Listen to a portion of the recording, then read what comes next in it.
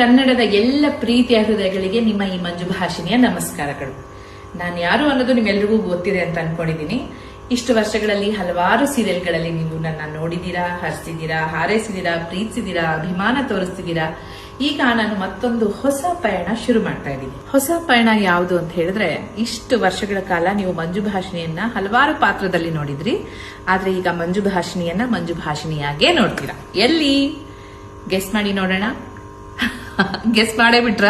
ಹೌದು, ಈ ಬಾರಿಯ ಬಿಗ್ ಬಾಸ್ ಮನೆಯಲ್ಲಿ ನಿಮ್ಮ ಈ ಮಂಜು ಭಾಷಿಣಿನೂ ಇರ್ತಾಳೆ. ಸೊ ಎಷ್ಟು ಚೆನ್ನಾಗಿ ಆಟ ಆಡಕ್ ಸಾಧ್ಯನೋ, ಎಷ್ಟು ಪ್ರಾಮಾಣಿಕವಾಗಿರಕ್ ಸಾಧ್ಯನೋ ಅಷ್ಟನ್ನು ಪ್ರಯತ್ನ ಪಡ್ತೀನಿ. ಇನ್ ಮುಂದೆ ನನ್ನ ಎಲ್ಲ ಸೋಷಿಯಲ್ ಮೀಡಿಯಾ ಹ್ಯಾಂಡಲ್ಸ್ ಅಂದ್ರೆ ಇನ್ಸ್ಟಾ ಆಗಿರಬಹುದು, ಫೇಸ್ಬುಕ್ ಆಗಿರಬಹುದು ಅಥವಾ ಟ್ವಿಟರ್ ಆಗಿರಬಹುದು, ಇದನ್ನೆಲ್ಲ ಅರಸು ಕ್ರಿಯೇಷನ್ಸ್ PR ಏಜೆನ್ಸಿಯವರು ಹ್ಯಾಂಡಲ್ ಮಾಡ್ತಾರೆ. ದಯವಿಟ್ಟು ಬಿಗ್ ಬಾಸ್ ಸೀಸನ್ 12 ನೋಡಿ ಇಷ್ಟ ಆದಲ್ಲಿ ಮಾತ್ರ ನನಗೆ ವೋಟ್ ಮಾಡಿ. ಅಲ್ಲಿಂದ ಆ ಮನೆಯಿಂದ ಹೊರಗಡೆ ಬಂದ್ಮೇಲೆ ಮತ್ತೆ ನಿಮ್ಮೆಲ್ರಿಗೂ ಸಿಗ್ತೀನಿ. ಧನ್ಯವಾದಗಳು.